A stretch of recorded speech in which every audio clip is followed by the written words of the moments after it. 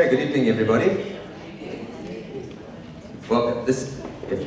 I'm looking around. This is the first night that this is a completely local event. You know, we usually manage to help a few people from over the bridge and from other communities, but it's a kila pasada almost entire event. So welcome everyone to this first of the season of them, and welcome my guest, Kim Gotlieb. Hello. We are bound to be having a very stimulating and in many ways difficult discussion this evening. So the topic for this evening, and I think everybody has attended one of these events over the last 12 months, but for those who haven't, the goal of this series is really to put a face to and to put depth to a community or to an individual or a group of people who ordinarily most of us don't have real interaction with. And with regards to the topic of this evening, the LGBT plus, and we can talk about just the acronym and how many letters we can put to the end of that, but is really a community that in my own mind I've had a lot of questions regarding not so much the concept of equality and respect and dignity, which I would go on a limb and say that we all feel is crucial, but just a lot of the ideas behind within the community that I've never really had the forum to be able to discuss, things that many of us perhaps around Shabbos tables have thought about and never really had the opportunity to discuss. And I think, Kim, for agreeing, we've gone through a lot of the questions, and Kim will shortly tell you that this was not, of all the discussions that I've prepared for, Kim's made me work the hardest out of all the speakers that I've had. And we'll talk a little bit about that. So firstly, Kim, welcome. Thank you for allowing yourself to be vulnerable this evening and speaking to our community. And perhaps just by way of introduction, just tell us a little bit about yourself, a little bit of your journey, and so that's how we'll start this evening. Thank you. Thank you. It's really good to be here.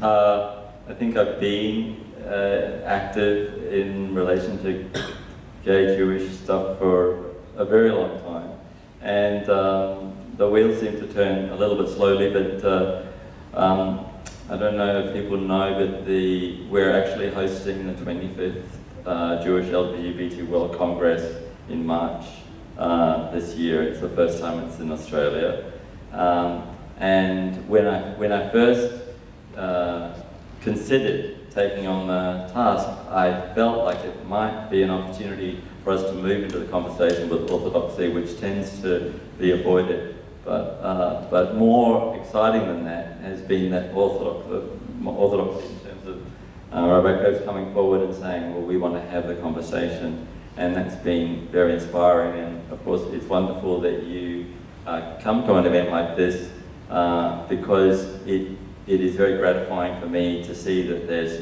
people from this community who are open to that conversation. So thank you very much for coming. I'm a psychotherapist, and my training is very much in world work, which is looking at issues of power and privilege and marginalization and all the tensions and challenges that go along with that. So I'm a little bit uncomfortable being in this big comfortable chair on this very high dais, looking down at the people, but all the same, it is good to unpack power and to notice where it operates and how it operates, because it's definitely around, and it is problematic for us all. None of us are free of dealing with power stuff. And it becomes true when you find that you're in a marginal position, and each of us find ourselves sometimes in marginal positions. So it's easy from a gay perspective, it's easy to say, oh yeah, that's a one down position, but variously, whether you're a woman in a culture or all of us are variously, if you're younger or older, there are various times when we feel less than, when we feel less power to have personal agency to have and do and say what we want to say. And so this is a big moment. In terms of the LGBTQIA2++ la thing, I'm as uncomfortable with it as anybody. And I think for the purpose of this evening, I'm going to speak from a gay perspective, just because there's so many complexities with all the various letters, that if we just deal with what I know in terms of my own context, that would be a good step forward. Who am I? So I grew up in New Zealand. My grandfather was a rabbi. My parents, my father was a Cohen and my mother was a divorcee, so in my culture it was like and but it meant that they were already expressing the complexities of what can be done, and they were already dealing with some of the tensions of where halakha can seem unreasonable and how different congregations will deal with different situations in different ways, and that it can be quite harsh. And so that narrative was already present. Then I came over to Australia because it's gay, hello, and also it's not with my family. And so I was 21 before I came out to my parents. I came out to my siblings much earlier. I was very aware of being gay from a very early age, and what should I say then? Yes, I've had various relationships, and including I was gay, and then in the midst of that I was exploring my sexuality, and I got married to a woman, and we had a relationship for a couple of years. So I don't know, some people are very, very gay, like they couldn't possibly, and then some people are much more diverse, and I think there is a bit of a spectrum around our sexual identity. But I think part of the challenge of exploring sexuality is to open to much more diversity, and I think it's issues of gender binary, of this so-called man and woman, and patriarchy that sits on the top of the food chain, sort of controlling everything without us really noticing it, that keeps things very rigid, and it gets in the way of diversity issues. It being here, I think my parents were both very communally oriented, and I think I just got that, it's in my blood. And so I have worked with Dayenu for a long time, and I've done a lot of activism things and organising Mardi Gras floats and being at forums like this. And it's been variously tough. I think the tough thing in the moment is that, particularly post the marriage equality vote, it's become very comfortable for a lot of gay people to fit in, and also gay couples that have got children, they fit in better. And so if they keep their nose clean and they fit in, and they don't challenge the mainstream culture, it seems like everything's fine, but it means that there's no activism. And in the background of that are all the other stories that I have of school kids who are cutting and suicidal, of people working in Jewish institutions that are gay, that can't come out, of university students living at home who can't tell their parents. And that's the underbelly stories that we don't really hear from the more well-adjusted homosexual stories that are more prevalent. And so they're the reasons that I still want to be able to speak with you and inspire you to realize that this is a shared journey. Diversity and inclusion is challenging, and I quite like Socrates, not that he's Jewish, but I think he's influenced some Jewish thinking, and that quote about the unexamined life is not worth living, which is a bit harsh, I suppose. But there's so much that we take as fixed that is not necessarily as fixed as we may. But when we unpack how that came to be, sometimes we realize that we just took on board some ideas without due diligence. I guess that's what I want to explore. Okay, so we'll come back to and unpack a few of those things that you just spoke about. So I mentioned earlier that to get you over the line to agree to speak this evening, was very difficult. Now, we've had some interesting speakers over the course of the last 12 months from every political and from within the Jewish community. And every time I'd approach someone to speak, they were like, fantastic, so excited to come speak to an audience, especially an audience of different people. So when I asked the Palestinian, do you want to come speak to a Jewish audience? Fantastic, he wants to tell his story. When I speak to non-Orthodox, will you come speak? Fantastic. Everyone was very, very excited. When I got to Kim, it took, 3 or 4 meetings of really working hard before you'd agree to come in any shape or form. And a large part of it was exactly, why we were doing what we were doing and why, and then perhaps maybe just take us a little bit through your thinking of why it was so difficult for me to get you here. Yeah, I'm sorry to make you work so hard. I think the reality is that activists work very, very hard and get burnt out very, very quickly. And they're usually willing to do it because a friendly face in diversity is such a relief that we just blindly say yes. However, as we get stronger, we realize that this is a systems issue, and that the tendency is for the marginalized person, which in this context is me. I think we could put any one of you up here, and we could find a context where, in fact, you are in a similar position of being the slightly one down. We all have those moments. But the tendency is to invite the one down person to share everything, and for the people with more privilege, with nothing to win or lose, to be like a couch potato. That sounds horrible. I didn't mean to say that. But to sit in the sidelines, deciding whether or not you're going to agree with me, think I have a point, shift your attitude at all.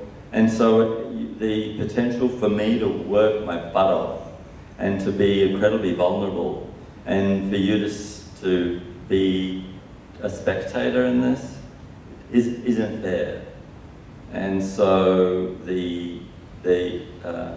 it takes a little bit more chutzpah, I guess, to say, I'm not making this easy for you. I actually need you to turn up with a little bit more rigor, and I need I'm not willing to be potentially the freak, the unfamiliar person who shares his vulnerability,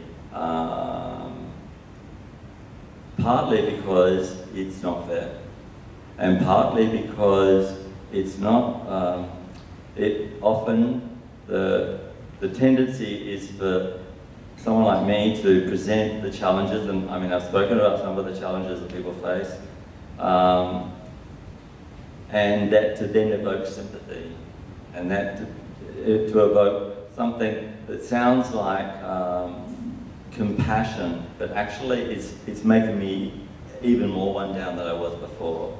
That you now feel sorry for me because I'm having such a hard time, or you feel sorry for the person who's suicidal because of the gay stuff, rather than feeling, what can I do to step up, because it isn't okay that people are dealing with this. And I think there is a lot that each of us can do to deal with diversity issues, because they're happening all the time. And we'll talk more about halacha, because I'm very excited. I think I have an amazing revolutionary thought about it. And you'll all agree with me. No, but I do. I'm working. I want you to be working as hard. And just to make it clear, I don't think at any point I convinced you that I'd actually gotten to the point that you wanted me to be before this evening. I think it was an enormous chesed, a kindness on your part, that at some point you realized that at least I'd worked enough to warrant your attendance, even though you didn't feel I was quite there yet, because every meeting, in many ways, we would rehash a lot of the things that I thought I understood, only to find out I still didn't understand them.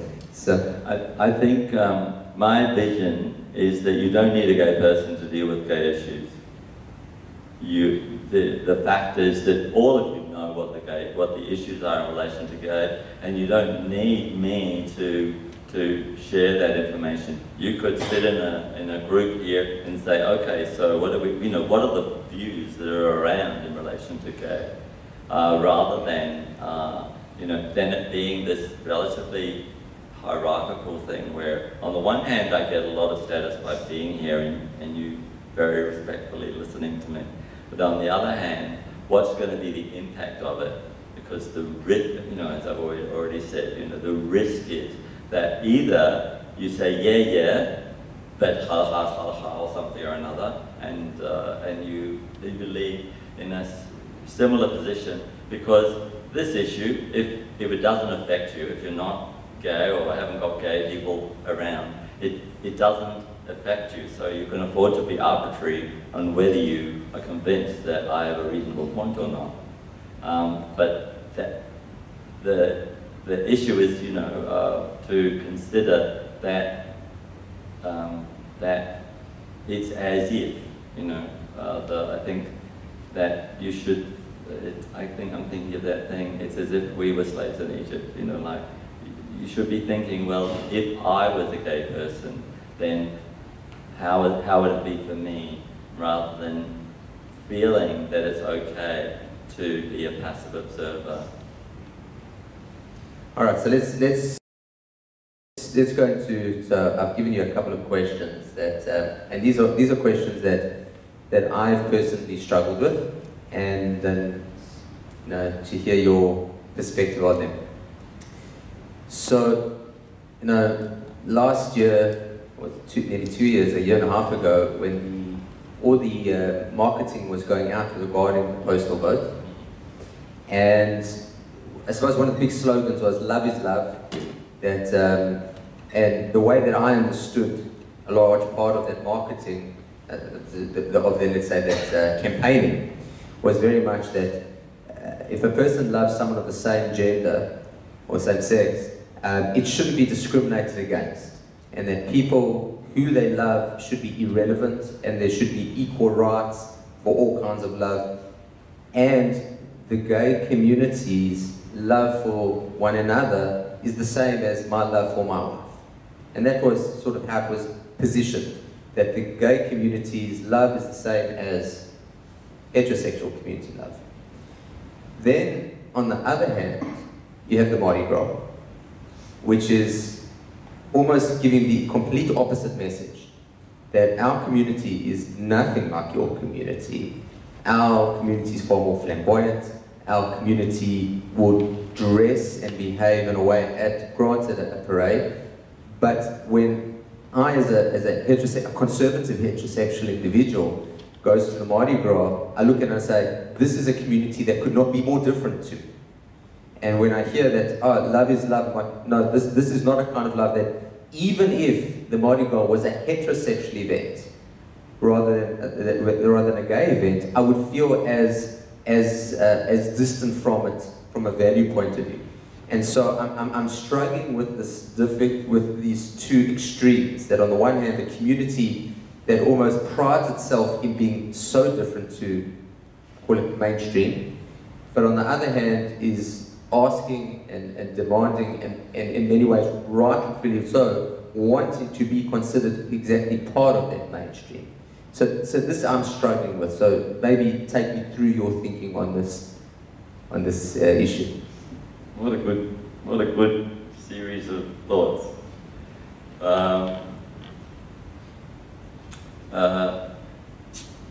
Going from love is love to love that it's the same is where I want to unpack a little bit. Hold it closer.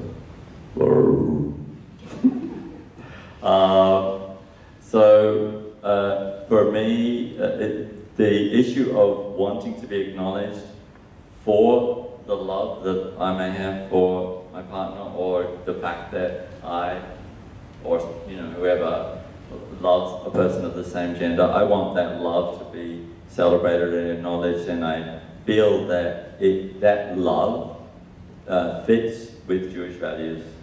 The love of one person for another person, I think that fits with Jewish values.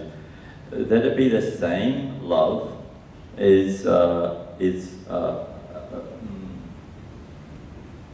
the word? You know, there's this ethnocentric thing that you see things from your own point of view. So it's like there is a difference, and I want that difference to be celebrated. I want to celebrate my different way of loving. There are differences. There are so many differences in relation to gender and the ways that we relate with one another. And so that love is to be celebrated. That love, to consider that love is the same as heterosexual love is diminishing the unique diversity that gay people bring. And gay people have been part of cultures for a very long time. You know, in American Indian tradition, the twin spirit people, the head guy would have a wife and a twin spirit person as their relationships, and they'd be sexual with both of them. And the twin spirit person was often the healer. And so there are many, and there are other cultures where that's similar. So the notion of same-gender sex is huge. There was a Roman emperor who had a gay partner and paraded through the streets with his partner and had coins made with his partner's head on it. So it's not it is part of our cultural history that these loves have been celebrated. So that's part of it. That's part of it, that I don't want to be the same. But then jumping across to Mardi Gras makes me think about when war was ended. I don't want to bring up war, but I know the scenes from when war was over in Times Square. Heterosexual people operated in an incredibly excessive and sometimes inappropriate way, because there was so much pent-up tension that this opportunity to express a moment of this is my moment was very important. And if you've tightened the rubber band, then when it's free, when it gets its opportunity, then there's every reason that people will operate in a little more excessive way. So conflating some of the elements of Mardi Gras as if that is what gay people are is insensitive. It's insensitive to, and when I say insensitive, I think I mean naive, in that I imagine from your perspective, the most of the gay people that you get to meet, and possibly the ones that you get to meet, are presenting a very heteronormative way of being, like me. You know, I'm not, you know, there's a lot of behaviors that I would feel much freer. Even I notice with my hand gestures and my clothing that I do things to fit in more. And when I've worn more, you know, I'm very gender fluid around I love all the gender fluid stuff, but if I wear more feminine clothes, I have to deal with people saying things, and it's just too tedious. I don't want to have to put up with that. And so I conform in order to have a more comfortable experience. And if once a year I get to throw on a frock or just throw on something sexy, I think it should be contextualized in terms of the oppression that's happening in the background of our everyday experience. And on top of that, is that? Yeah, I keep up there. Do you think that's a sign? On top of that, I want to challenge patriarchy. I want to challenge gender binary notions of what it means to be a male or a female. And the other thing that I want to challenge is a culture that's sex negative and body negative. And so, while I understand someone that says, I don't want my kid to see some of the floats in Mardi Gras, I quite understand those choices, but that they're there in the context of one day where we get to say, excuse me, but this is my day to party, is a little harsh. So just to follow on from that, is that to say that as society becomes more open, more accepting, and more tolerant, that the kind of Mardi Gras experience or pride parades that happen is something that's going to sort of fade, because that being hidden 364 days and having to suppress the personality 364 days, as the community becomes more comfortable within the current mainstream, the need for that flamboyancy on that one day of the year is going to also diminish? I think you're missing my point. Well, not all my point, but the point about how we fit in. Everybody here is fitting in. You know, the clothes we wear are absurd. They aren't what we want to wear. They're what we wear to fit in. Our personal freedoms are not as free as we think they are. We're very influenced by cultural norms. What to say, do, everything. We're all in the same boat there. And some people, I'm fine with people saying that they don't experience it. But I love that line that says, a fish doesn't know what water is. So, you know, when you're swimming in a sea of wanting to be accepted, we all do. We want to be loved, and we want to be accepted, and we want to be included. And so we all subscribe to those things. And then we sometimes convince ourselves that we're free. But we're not so. We're not as free as we think we are. Okay. All right, so next question is one that another point of struggle, I suppose, around the postal vote. So within, you know, the Jewish community as a whole, the concept of in-marriage is, I would say, one of the most important topics that many of our community face on a regular basis, but the idea that a Jew should marry a Jew. And within the community, when a child comes home with a non-Jewish partner, it's a real struggle. And you hear parents lamenting, and it's something that I see regularly. When it came to, you know, the postal vote, all of a sudden the concept of marriage sort of trumped the concept of marrying Jewish.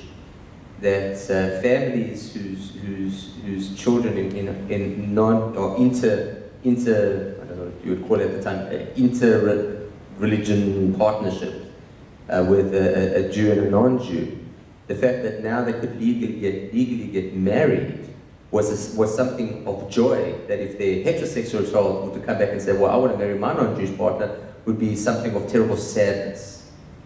So as far as identity goes, for the gay individual, identity as being, so as a heterosexual, my Jewish identity, I would say, comes first, and every other identity comes after that. Within the gay community, it seemed that the identity of being gay comes first, whereas the identity of being Jewish was secondary. And that's sort of how I understood it. So perhaps you could just elaborate and give your thoughts on that. So, how many of the people here saw the Trembling Before God thing? Anybody? Some? The documentary. The documentary, yeah. Some people. And so in that documentary you get to see a lot of the mainstream Orthodox positions around gay, and the fact that people, you know, that the culture, I mean, we haven't resolved halacha. We haven't resolved the fact that orthodoxy is fixed around around it being not okay to be gay, and that's endemic. It's cultural forever, and therefore, you know, if you've got a kid who's gay, or you know, I'll stay with gay and lesbian, whatever, because I don't want to. I think I can put them together. I can't conflate the transgender, and I can't conflate gender diverse because it just gets too complicated. But certainly, I'm trying to speak for a diversity of same-sex or diverse relationships. So if where there's already an attitude that's against gay, it's like all the principles that are true within the Jewish stable, as soon as a child is outside that stable, then the ballpark of what we judge or don't judge shifts. And so if you haven't set shiva for your child because they become gay, which is, you know, part of the religious narrative, then accepting them becomes something that you often do and don't want to talk about. You know, there's heaps of very accepting parents of accepting their children, but they don't invite the partner to a simcha or a festival. They don't allow their partners to sleep in the same bed when they're visiting them. There's plenty of, and certainly there's plenty who don't want to hear about anything, don't want to ask about anything, and then they complain that the children are being distant when actually they don't want to know, and it presents itself in those situations where it's like, well, you know, that it is sometimes seen to not be an issue. However, you know, I was just, somebody just rang me because their friend's son came back from overseas, and they knew he was gay, and the father was actually having this conversation about, so fair, you know, it's fine that you're gay, but you've got to find a Jewish partner. And of course, the tendency among gay Jews is to step away from a culture that is rejecting them for their identity. It may, in some situations, I guess, including this situation, allow you to come forward as a human, and we're not going to worry about the stuff, you know, which is the tendency, but it's still not acceptance. It's just to a point acceptance. And so many gay Jews, of course, do step away from the culture that won't embrace their identity, and so it's inevitable that when people, sorry, I'm just getting lost with this, that the issue, the reason that it isn't an issue is not related to the gay person, it's related to the extent to which the Jewish institutions are still judgmental of gay issues, and that affects how much Jewish people are then able to integrate in a positive way their gay Jewish children. So just to challenge that, because I suppose if a person meets a partner that is not of the faith, and they're struggling with the fact that the community will not accept their partner, on a heterosexual way, I appreciate that many couples just leave Judaism completely because the non-Jewish partner is never going to be accepted and the marriage is never going to be recognized, so they leave. And I could see the same thing within a gay relationship, that, you know, my partner's not Jewish and I'm never going to be accepted, and we leave completely. What I'm struggling with, just philosophically, is the not those Jews. I'm talking about the Jew who's a very proud Jew, and yet and the idea that marriage I don't know what happens enough within the community. Perhaps you can enlighten me. That when a gay individual is looking for a partner, in the so when my kids start looking for marriage partners, number one is Jewish, number two is, and so on and so forth. Within the gay community, how it seems that okay, so that's where I'm struggling. So whose fault is that? Surely the fault has to sit with an organisation that shames the gay person from the get-go and pushes them away from the get-go. It's not okay to be gay. It's not okay to be gay. And then you want the person to say, oh, I'm really proud to be Jewish, when you've already told them it's not okay to be who they are. How can they possibly step forward from the same perspective? You've broken their knees and then you say, walk. Doesn't make sense.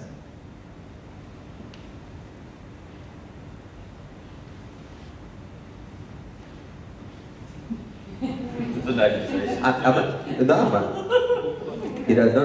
Uncomfortable silence is good. Allows us to contemplate. And I'm just processing, so bear with me. See, part of the points of these dialogues is not for me to show praise, and for them to learn. It's for me to learn, and so that's why I need the wheels to turn a little bit. It's good, and to remember that like for me to be here, it's like I'm either gonna win you a little bit towards something or another that you're very unfamiliar with, or I'm not.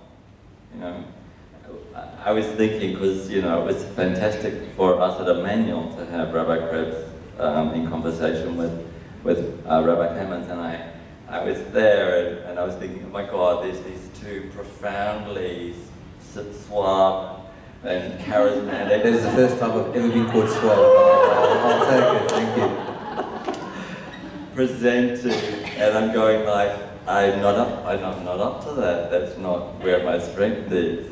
And it's like, it was like, oh, well, I wonder what I'll be able to do, because I'm, and so while I'm here and we have an uncomfortable moment. On the one hand, it's a good thing, but on the other hand, it's very challenging for me, knowing that the uncomfortable silence either leads to, oh wow, I hadn't thought about that, or some kind of other something or another.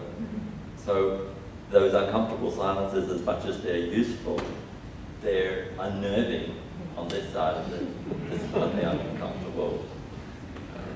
But you can do them. I'm just acknowledging that for you, it's like, okay, well, with your privilege, you can say, okay, so I'm just having an uncomfortable moment here. But you should know that it's probably quite a lot harder here, because the experience of losing, like of me, of it, like of not being supported, of the fact that you can all walk away, either saying, because I know I sometimes lose my train of thought and I sometimes think, oh gosh, does he sound like a klutz? Which I am a little bit. But just doing my best to present, information about a complicated subject, and how can I like nail it, So I'm always, I feel like I'm on, it's a little bit like being on trial a little bit. Are you gonna say, yeah, he's got a point? Or are you gonna say, well, I hear what he says, but it's not okay to be gay. It's a toy got. Okay, so maybe you want to unpack that a little bit. Because, Yeah, I know you're fantastic. And even though, if truth were to be, if it were to be a real dialogue in the sense, is this would be a conversation to have at a Dayenu forum where let's grill the rabbi on orthodoxy, you know, which perhaps would be putting me in the hot seat and the like. But that being said, in the interests of, I know you've been platzing, so I'll allow you to go down there. And Platzing not so much, but I love that, and I think it's an example of diversity working well. You know, the tension. And I don't want to say that you know, how the oyster is the pearl is created in the oyster, you know, from a little grain of sand. And that the kvetch is what creates the oyster, the pearl. I know that's a very bad, you know, it's not very kosher. We don't have to eat it. Appreciate the pearl. It's the tension, it's the grain of sand that irritates, that creates something beautiful. And so these tensions are very useful because they do bring a creativity, you know. If you always do what you always do, you'll always get what you always got. So here I am having these complicated conversations with the rabbi, and I got a new thought, you know. Historically, the gay argument was that we used to try and argue Leviticus and argue that it's you know, saving a life, it's saving a world, and try and argue the text, and we realized we could never win that because it's like a default thing. And so then we shifted. I mean, this is just the general tendency in these conversations. Just something that said, because I'm not sure everyone will understand what you mean when you say Leviticus and stuff, so maybe just elaborate a little bit more. I understand, but I'm not sure everyone does. That's good. It's in Leviticus that it's not that clear. Compared to other things that are very clear in the Torah, that Leviticus says a man should not lie with a man as with a woman. It is an abomination. Now that's the line that very few people know. What they think they know is that the Torah says it's not okay to be gay, which it doesn't say. However, people are very clear that the Torah says it's not okay to be gay. They're not so clear that the Torah says that it's not okay to eat shellfish or to not observe Shabbos. But I have several points, but the main thing I'm excited by, you may not, you know, like it, but I'm excited by it, is, I have to remember it now because I just got it, sorry about this.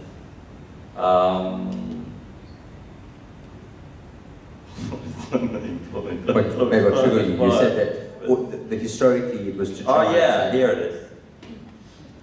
So it's around the written Torah and the oral Torah. And I'll take it as best I can, but you can, you know, do the fine points for me. So the written Torah is the Torah that has Leviticus in it that says a man shouldn't lie with a man as with a woman. It's an abomination. And it's that written Torah, it's that Torah that people very glibly say it's not okay to be gay. As if the Torah is the thing that we live by. There's no way we can live by Torah. Rabbi Krebs spoke about it at Emmanuel. It's like, it's among anyone who's read the Torah, it's very clear. This is the written Torah. It's very clear that it doesn't make sense. It's not, it has a lot of anomalies in it. There's a few jokes being made about all the anomalies. And certainly, you know, we no longer have polygamy and we no longer have slaves. You know, it clearly is not a document for us to live by. It's clear. But it doesn't stop people from saying, we can't accept gays because it says it in the Torah, which is absurd. Until our rabbis tell us that, oh, but that's the written Torah, but we have the oral Torah as well. The oral Torah is the interpretations that have led to a number of rulings about how we interpret this thing that doesn't make sense. But when in general parlance, in general conversation, people say, it's in the Torah, so we have to do it because it's in the Torah. But the written Torah isn't a document that we can comply with. And then, so what is the source of the oral Torah? What we know about the oral Torah is that it's full of conflict. It's full of diversity of opinions. it's full of change, and it's been, it's emerged from, believe it or not, a bunch of heterosexual men. And I think that's very relevant. So and then to trumpet, not trumpet, but to trump, no, not even trump, that's not a good word. To then give it the authority that is required to exercise an unreasonable level of power. The rabbinic position is that all these commentaries made by these heterosexual men happened at Sinai and are therefore immutable and beyond a challenge. And then I look at some of the fabulous decisions that these heterosexual men have managed to not only choose but get the stamp from above. And I think my three examples are the fabulous Eruv, that all of a sudden, if it's a bit of a problem to carry a talus or a this or that on Shabbos, let's find a way. We can just put a wire up, and it's like, don't worry, those rules don't apply anymore. That seems convenient, pragmatic, and good on you, man. And then we look at the Agunah, the woman whose husband has left her and he won't give her a divorce, which is just really not okay. It's a really terrible, distressing, and not okay situation. But isn't it interesting that these heterosexual men don't have to do anything about that? Keep things as it is. And it then also becomes interesting that they make a similar judgment against another group that they have nothing to do with, that has no effect on them. And they manage to exercise the power that says, yeah, that's not okay to be gay. And I think it then becomes our responsibility to look at patriarchy expressing itself in oral Torah. Oral Torah is a changing and evolving process, and the narrative that suggests that it was all done at Sinai and therefore we have much more power than you, I think there's cause for examining the impact on the people who are affected in the context of the Jewish value of humanity. Okay, so I just challenged Judaism. yes, you did. I'm glad you're right. Well, I think to unpack what this hypothesis of how we may re-look at the written text now through the eyes of the oral tradition. I think it is what traditional orthodoxy is. I think is if I've been a little bit naive in some of the conversations that I've had on understanding, your community, let's perhaps say in a similar way. The oral tradition isn't, by orthodoxies, the oral tradition isn't the opinions and interpretations of a group of rabbis. It's an explanation that was given to Moses at Sinai, which is very different to an interpretation. We have definitely got interpretations, and a lot of the commentaries on the Torah, in particular, are interpretations. But the oral tradition as a corpus of Jewish law is by no means interpretation. It is pure explanations. So I know I'm out of my depth. I get that. Okay, so let me. I'll finish you with a few examples, and then you can chat me back. The oral tradition's role is to bring depth and life to the written tradition, and I like a little technique you use, using me against myself, because you're quoting me what I said at Emmanuel the other day about the oral and the written tradition. But the written tradition as a standalone document, you're right, is absolutely an unlivable book as a standalone document. And so the oral tradition's role is really to explain. So to give a number of examples where it says that Shabbat, you have to keep Shabbat, and if you don't keep Shabbat, it's capital punishment, but at no point does it explain what keeping Shabbat is, not in the written Torah. It tells us we have to sit in a sukkah, but it doesn't explain what a sukkah is. It says you have to shake 4 species, but that's you have to eat matzah, but it doesn't explain what matzah is. So the oral tradition is 99% of Jewish law is based on an oral tradition that was handed down from Moses, handed down to Moses at Sinai, and we all live by it. Everything you do, 99% of what you do in your Jewish life is from the oral tradition, is not written in the Torah. That being said, even though the oral tradition comes and explains many things within the written tradition, it never contradicts it. So at no point will the Torah will say Shabbos is on a Saturday, and so the written Torah will say Shabbos on a Saturday, and the oral tradition will come and say no, it's on a Sunday. Or that the Torah says you can't eat chametz, and the oral tradition will come and say actually you can eat chametz. Or to use your own example, that the Torah say you can't carry, and the rabbis say you can. So that never happens. Just so we can, and I'll explain what an Eruv is. Well, yeah, but shouldn't you explain it in terms of it says in the Torah that you can have a slave and you can have polygamy, and then so if you want to go into specifics, so slavery, there's no mitzvah in the Torah to have a slave. At no point does it say thou shalt have a slave. It says if one were to have a slave, this is how they should be treated.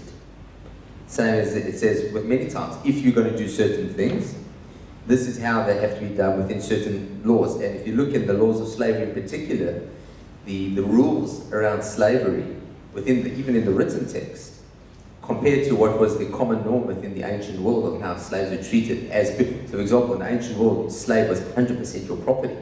If you wanted to kill your slave, you could kill your slave. According to Jewish law, if you injure your slave, permanently injure him, he goes free. If you kill him, you yourself will be of capital punishment. He's not you own the right to use him for work, you do not own him. So that's where slavery comes. But at no point does it say there's a mitzvah to own a slave. Polygamy is something that was curtailed. But even from the oral tradition, polygamy is permissible. And in certain communities in the world, there's still polygamy. In the Yemenite community and in certain aspects of the Sephardic community, by their traditions, polygamy is still allowed.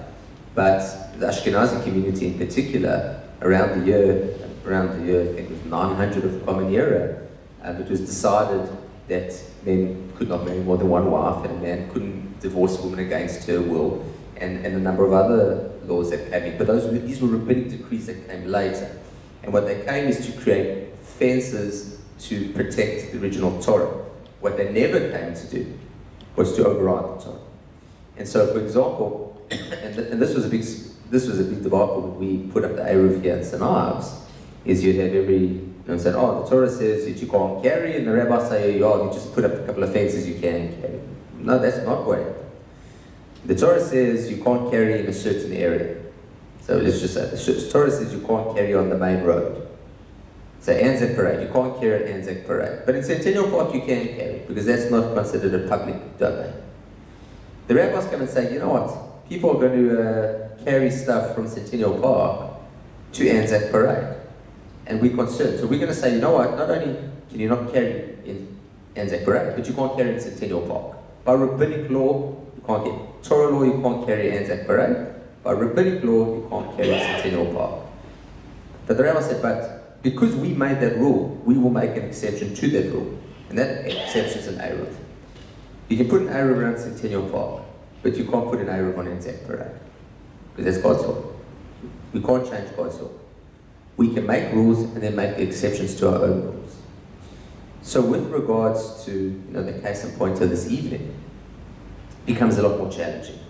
Because that verse in Leviticus, and albeit that the term, what does it mean for a man to lie with another man as one lies with a woman? I agree with you, that needs explanation. What does it mean to lie with a man and a lie? But if we understand it as I imagine most do, I don't see any way or any precedent within the oral tradition that would give scope to completely overrule something that is written in the written law. So So, albeit, you know, I think I sort of get where you're coming from, but I think definitely from a pure Orthodox perspective, it's I think it's conflating authorities within the Torah world. It's I think it's understood the way most understand it. Another one of my quotes is, "To a hammer, everything looks like a nail." So the fact that most people read a man may not lie with a man as with a woman, and conflate it to it's not okay to be gay, is interesting given so many other texts and so many other repeated narratives about this and that. And there's this one little, no, it happens twice, line about this, and it's like, when you say that most people interpret it this way, you're saying that the majority who are informed by a patriarchal power system see things from a hammer perspective, and they see it as a nail, and yet it would be only too easy, because there's, you know, when, I don't know, the incest things, I don't know enough about Torah, but there's very specific things that are like, whoa, this is so not okay. And yet this one, which is not so clear, it would be so easy to say that if a man lies with a man as with a woman, refers to something or another, you know, that we're not sure what, it's definite.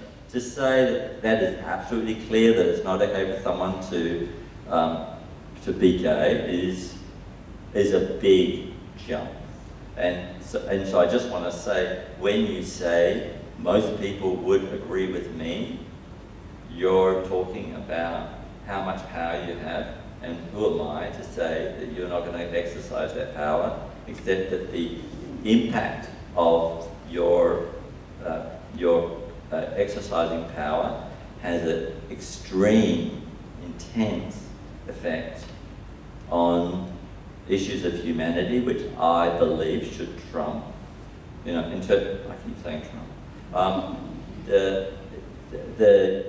I mean, I guess my bigger point is that, and it comes back to what you also said, I was taking notes at Emmanuel, it's like the principles of Judaism should be informing Jewish values. We should be doing things in order to become better people who are exemplars of Jewish values. And I believe that humanity is, you know, our humanity is one of the core values of Judaism. And when we see the level of distress caused by people who are being ostracized and diminished and not celebrated, and choosing suicide, not choosing, but being somehow pushed into self-harm, being bullied, so many awful things that are happening, loneliness that are happening to the gay community, to ignore that in the context of a particular take on a verse of Torah is complicated for me, distressing for me.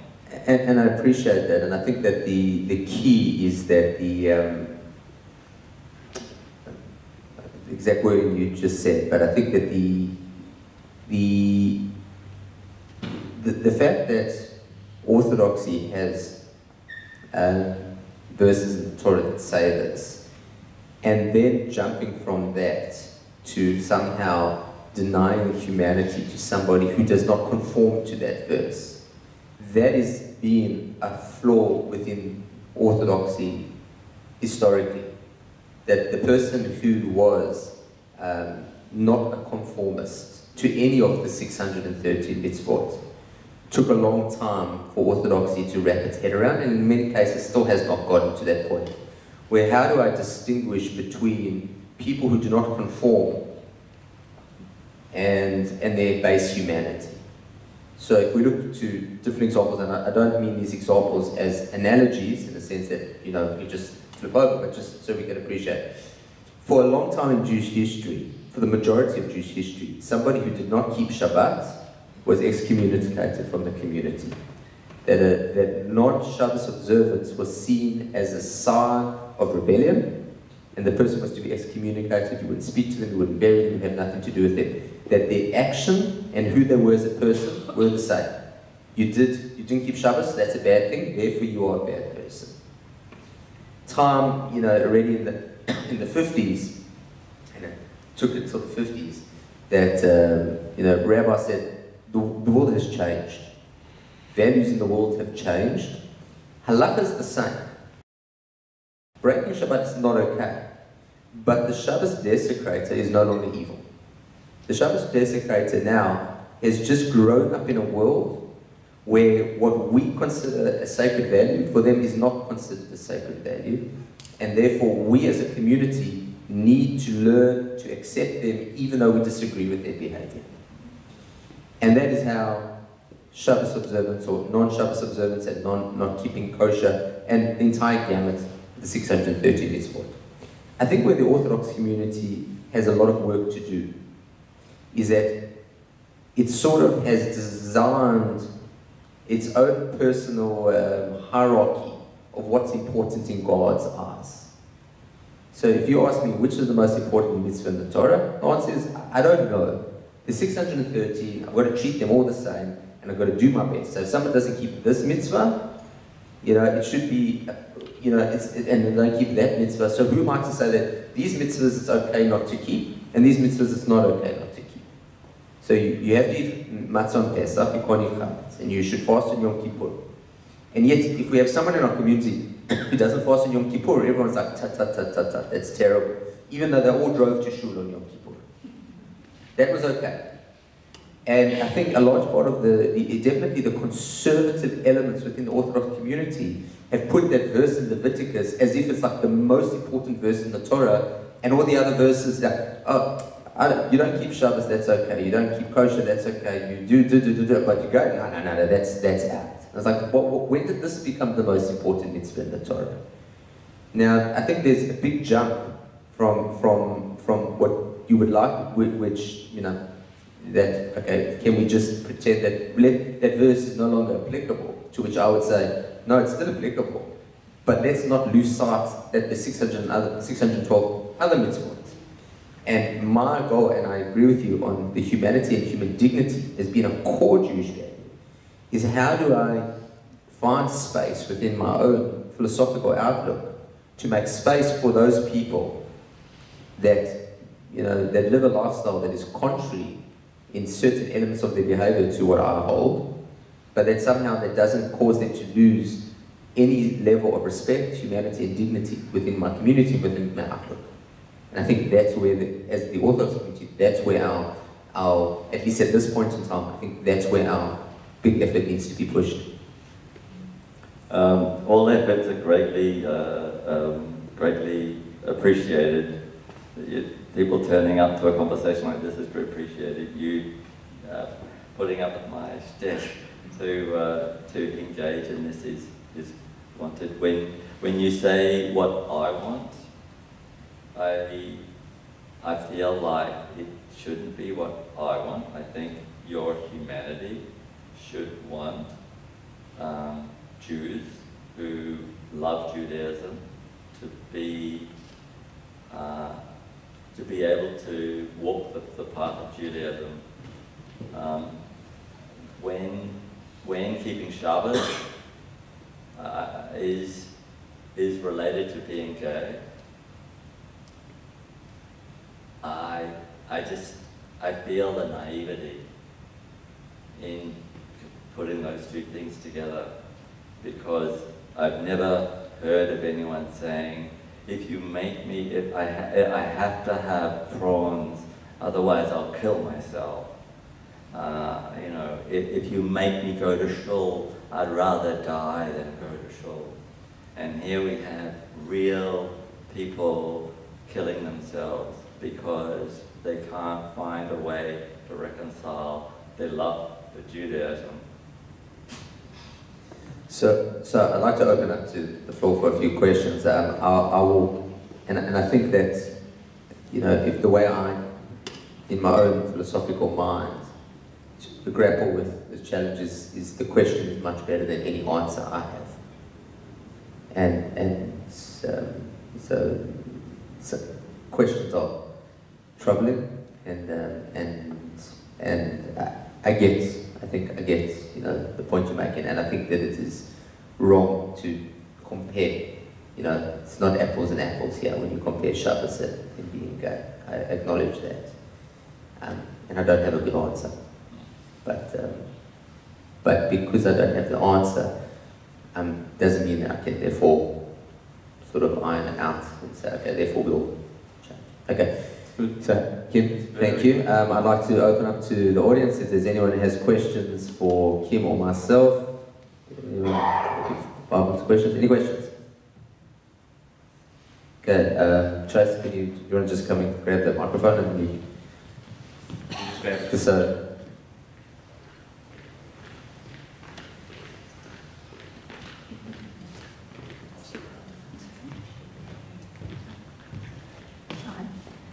In the beginning, you spoke about heteronormative gay people who you put the term that they keep their nose clean and fit in, and then everything's okay. But what's wrong with fitting in? There's certain, I think the term normal in today's society has been thrown out. People are a lot more accepting of difference in various categories. But there's certain, what's wrong with saying I am who I am, and what's wrong with that? What's wrong with people? I understand what you're saying about patriarchy, and I get all of that, but what is wrong with certain standards of acceptance and just trying to be part of society? Yeah, it's a good question.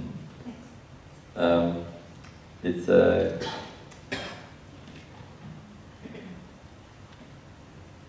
conservative mainstream.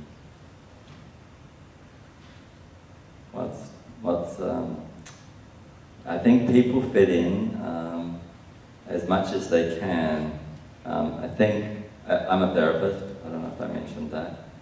So I deal with a lot of people who are fitting in and taking antidepressants and having addictive tendencies, behaviors.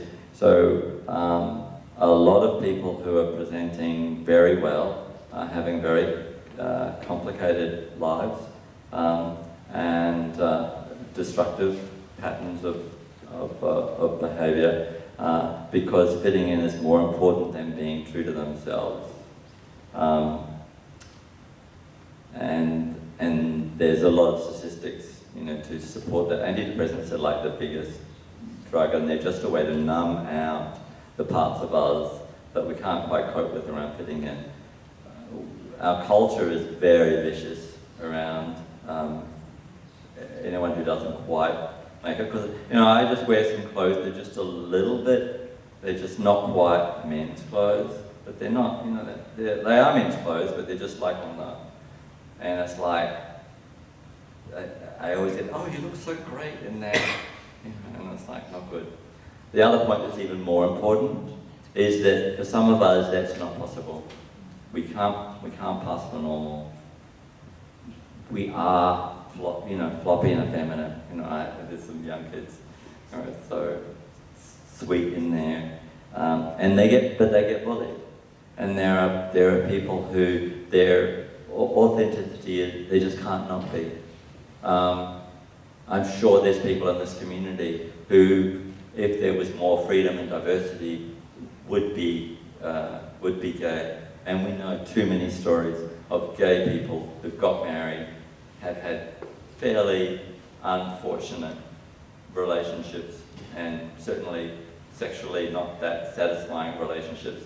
They've had their kids, and then we get to meet them when the kids have gone, and the guy realizes, sorry, I just can't do this anymore. And that's not fair on the woman, it's not fair on the guy. And so in the name of fitting in, I think it's a big travesty. And I think, well, there's a lot of talk now about authenticity. And so while it's really important, you know, in order to create community, we do need a sense of belonging and a sense of similarity and a sense of we know who we are, and there's a certain comfort in that. And then we want to see the extent to which we can grow in our actual, really I think it's in our humanity, to learn the skills. It isn't innate. There are skills that go along with making more room for more diversity. And, you know, it makes us better people, and it makes us really, importantly, better parents.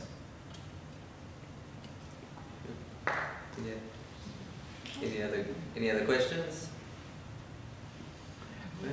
You have other questions. It's just too uncomfortable to ask them. Just. You can just shut down. Well, so it's the recording, but the recording can hear. Oh, Yeah. okay. Thanks for being here. So I just wanted to maybe understand from your perspective, what is the level of acceptance that the gay community is looking for in the context of orthodoxy? We have an issue, I'm not trying to compare them, but you know, you can't be a Reformed Jew and be married in an Orthodox shul. So there are issues that exist. I'm just trying to understand what's the level of acceptance that the gay community, the Jewish gay community in general, is looking to achieve. So if I can just put out as an example, if you were a gay person and could come to shul and be treated equally with your peers, is that enough?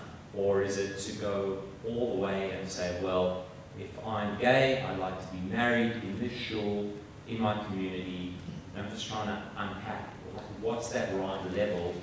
Is there a right level, or is it, you know, all the way? Good. My response is to ask you, what's the level of diversity that you want to see in your community? Do you want everyone to be the same? Or do you want to open to as much diversity as, you know, how much diversity do you want to see in your community as a Jew? Sorry. I mean, it's for you, but it's for everybody. You know, this isn't a gay question. This is a communal question. You know, do we want, this, I mean, this is a particularly focused little group. I don't know the extent to which South African is, you know, influential, but I know it's quite influential. It is a little cloister. It's like, you know communities by the level of diversity that expresses itself. And I mean, you don't need me to point out the groups of your community that are not here. And that's even within your own communal structure. So what are you not doing to make space for those diversities? And more than that, it's for you to make your own, create your own vision for whether you want diversity, because clearly there's a view, and not just you, but there's a view that actually we want people who fit in. And that's a cultural, collective choice. And if you decide that you want to open to all sorts of others, all sorts of, people who are variously, sighted or differently abled, or what is the diversity? Would it be okay for someone to wear a polka dot shirt? Or would they just get like, oh, did you see that shirt? Like, how do we make space for diversity?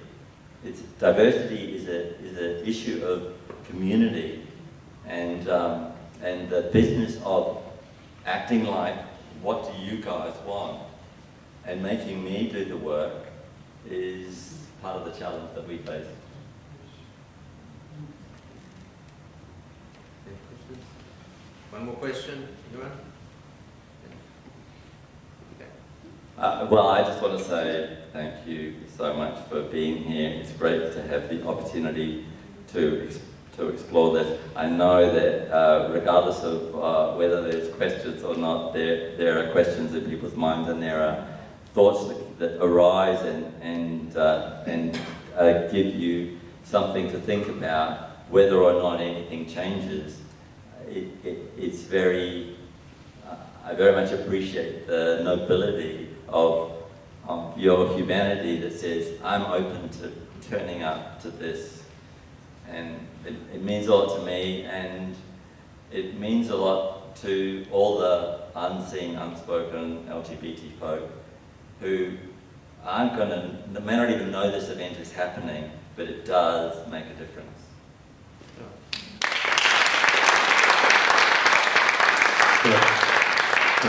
Thank you so much for allowing yourself to be vulnerable and being part of our community this evening. It's been wonderful having you. I'm sure you'll stick around if anyone's got some personal questions.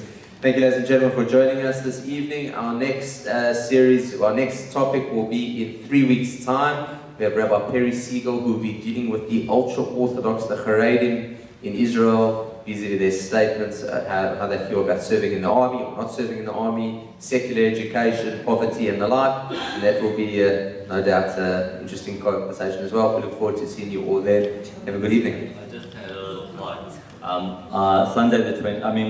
Sunday the 24th at the Sydney Jewish Museum, there's a forum, homophobia, anti-Semitism, and the politics of others. People are interested. And then the World Congress is coming up in March 21st to the 24th, and we're having a Pride Shabbat. If you are interested, you know, it's open to everybody, so there are opportunities. Thank you very much. Have a good evening.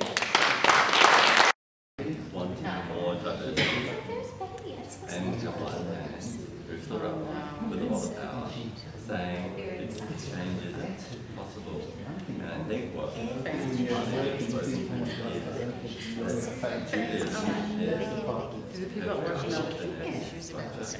very like the author spoken about the law, the wrong of women. Those values are no longer true in society. So your role is one saying that things are fixed. And a lot of women are saying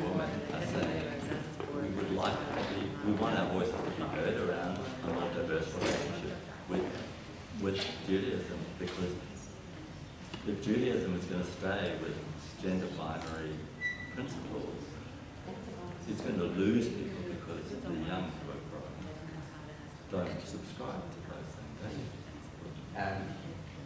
You're correct in saying that the thing we are saying is just because everybody is Jewish and everyone wants to be Jewish doesn't mean that our values are the same.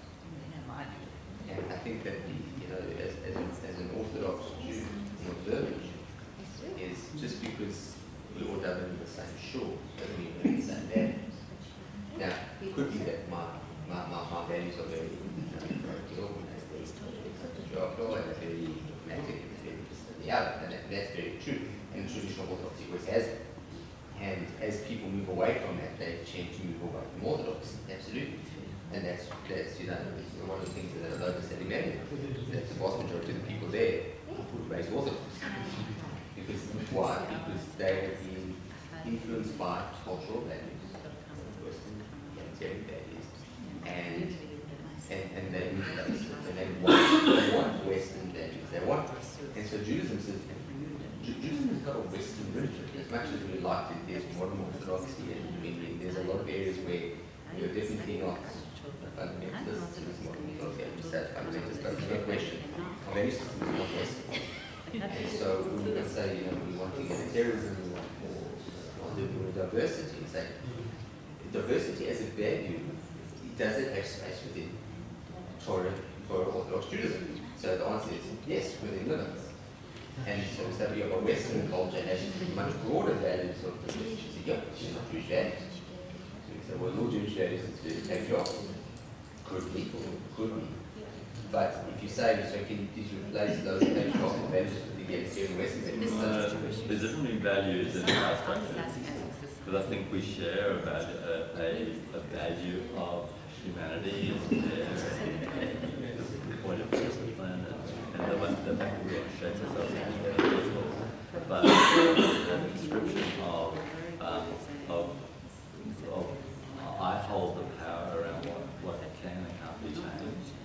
It's like, I'm not saying that power shouldn't be exercised, because that does what does create the structure, but the tenets of that, conflating the use of power and what you can construct, what can be changed and what can't be changed, with the fact that it's a value, is where I have a problem. On the rabbi's point, and I get what you're saying, and I agree with a lot of, I mean, I was a church as well, and we were having a discussion with kids, and because one of our friends is, my kids' friends is married, so there's a lot of church, and they wanted to be very orthodox, and it was very challenging, so now we're going up and saying, well, make church so hard. And I had the argument on those, and I said, this is what orthodoxy is. If you want to be orthodox, you have to be Shabbos. Because you're saying, well, we Jewish, we don't keep Shabbos, but that's your birthright. That's just, so you're just lucky that you have that privilege. But if you want to be orthodox, you have to keep Shabbos, you have to keep kosher, you have to, observe all the whatever the mitzvot. I said that is what orthodoxy is, and basically what the next generation is saying is that they're not really orthodox. And so that's the loss. That's what I'm saying. I'm sad because it's a loss because, well, the end is conservative reform, and that's the loss. And it's sad because there's something that's they're not. I mean, whether it's like that and you're losing the family. Yeah, well, losing them, but it's just a different. What is religion by definition? I think. What does God want us to do? Culture is what do we want to do? What is our society doing? So what happens within a Western value system that sort of taps religion when needed? So, well, what does God want? Well, God wants us to be egalitarian. Why? Because I want to be egalitarian. And what are your values? So all our values are Western Australian values. Well, that's the world we live in. So God just wants us to be good people. Now, how do we know that God wants us to be good people? Because we want God to want us to be good people. And what's a good person? Well, I'll define what a good person. And you know what? The guy in Russia defines what he thinks is a good person, and the one in Germany, and everyone defines what they think are good people. And that's what happens. Now, by all means, I think we need to challenge that who says that this is what God says. But at least in principle, religion claims that we are trying to live the values of what God says is important, even if it doesn't necessarily make sense in our current context. Where reformed religions come, they say, well, we will determine that which God wants. And whether you reform Judaism, reform Christianity, and others, is we will tell God what He wants. Or, to make it sound a little bit more philosophically complex, is the will of God is being expressed through us. So what we want is really what God wants. So that is not tradition, that's not orthodox. So the problem comes is you have people whose values are so removed from Torah. Like, let's be honest, if you're sitting at a bus, and my guess is most of you have seen this, they're going around. Yeah, so you've got some Hasidic rabbi, on this side, and some woman from Sinai's shopping center on the side, not Jewish. So who's the one you're more likely to feel kinship with? So the reality is you share a lot more with this woman in values. You dress the same, like the same movies. This guy, he's Jewish. He holds by the values that we all claim we hold by. We're all Jews, we're all part of a common history and common heritage. We all say that we're in that. But the reality is, his value system sounds foreign to us. When you walk through the, Moshe, you don't look at these people as your brothers. You look at them. And he said, not come from. Then you're okay. Everyone knows not. And that's where the problem comes. So when you guys come to child dating or non-Jew or whatever the case might be, so you really this is a problem. Like when you have any family that comes to my child dating non-Jews, I say, why is that a bad thing? Like, this is that they stop me, like they assume that I'm going to be on their side. No, why is this a problem? It's Jewish. Like, what? What is it that's being Jewish? And most of the time, it's just this cultural inheritance. It's what's familiar. It's got to do with, they must be, because non-Jews, it's a cultural problem. It's not a religion. It's got nothing to do with God.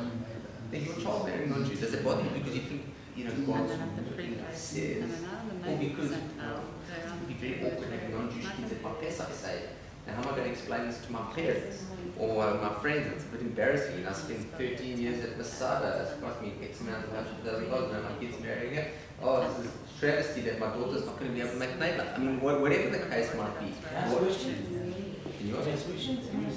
You can stop it. Sorry. That's the last I want to do some before I was going to I think you should talk a lot more. Because I'm serious. He's talking about choosing a partner or whatever. I didn't understand homosexual people was once. I never understand. I grew up with this father in Israel. Very perfect. My family, if you're talking about something, they will walk around. Nobody will answer. So I never knew what they do. Never. And my first experience as a gay, when I was now in America, I saw one of my soldiers and told me he's gay. So I could talk to him. Because if you see a gay outside, don't because you will be weird. And I didn't answer. And so he said, don't be sure, it was always the opposite way. We was together. So you don't look at straight people. No, you don't know. You don't know. And he's Moroccan like me. He's you don't know nothing. And he grew up in a town that's called Shlomi in the north of Nawab Kibbutz. And I thought, I am very smart. He's stupid living over there. But then I saw that we're stupid. I'm stupid more than him because we never explored it. He's talking about choosing. I thought, if you choose something not Jewish, what would I don't see you? Because that's what we're talking about. What you're choosing, because you're choosing. But if they don't choose, what are you talking about halakha? Then you choose. I don't know what we're talking about. Like all the talks about it.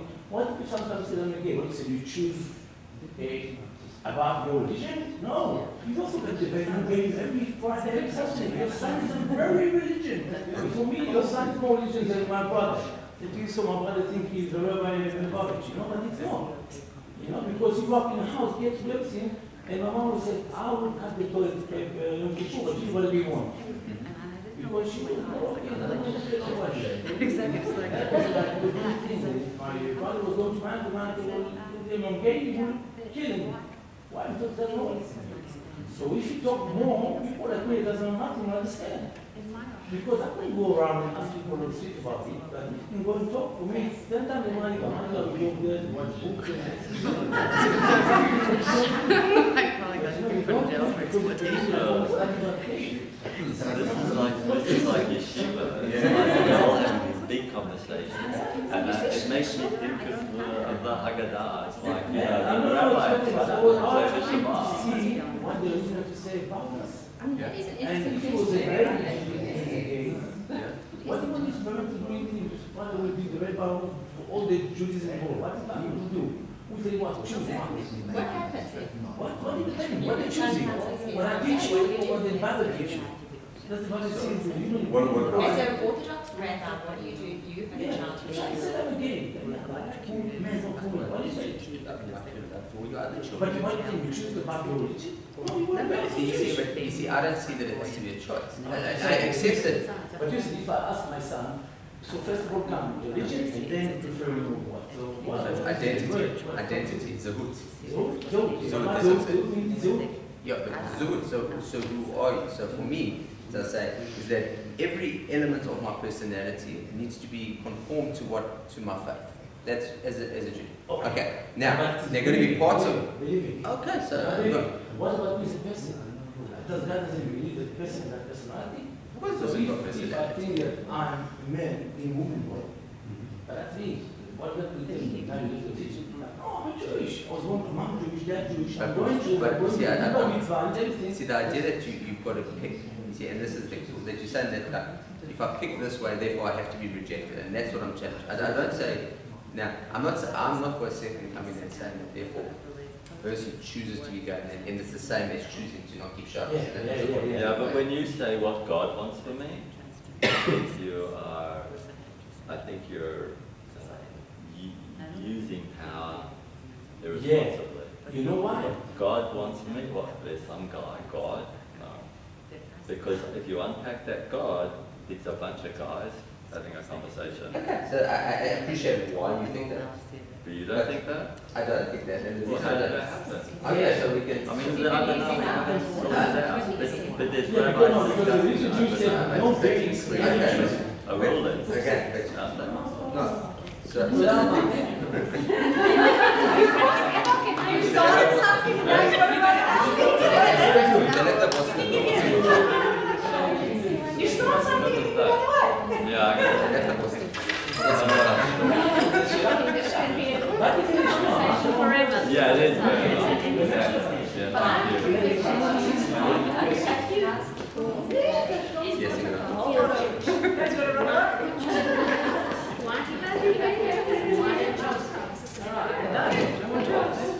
right, yeah. You know what? Maybe it's put one down, but it's not okay. To have to put up with being one down. I'm one down, I can't read people, I can't understand anything. I'm one down, but I'm still comfortable. Except for the fact that I'm sure that gay couples are community members. Yeah, yeah. That's strange, because if you watch the movie Legacy last week, you would, Of course, everything's changing. So you were kicked out of your community and you weren't accepted. That's right. You weren't allowed to contact your parents. So you are. I've been asked, I'm also religious vandalism. I've been to religious things where I felt like, I was like mocked because I wasn't to their religious standard. I think that's total intolerance. I believe more in humanity. Yeah, but you still wouldn't be kicked out, whereas I do believe you believe it's a negative, you're not religious. It's not part of the religion. And most of us, and I think, when you spoke there, oftentimes we It's on YouTube. Yeah, it's on YouTube. I bought it, but I found it. It's made in the 90s, so a lot has changed. 2003. But he started in 1999, he said something, oh, and then 2003, okay, so it's like 17 years ago. Somewhere along the line. Maybe you think we cost you. Things have changed, yeah. Thank you. Yeah, hey, you're welcome. Hi. Hey, hi. Hi. Thank you very much. Good. Thank you very much. Cheers. Yeah. We look at that issue. And Yeah. that there's something amazing when you we are religious and Yeah.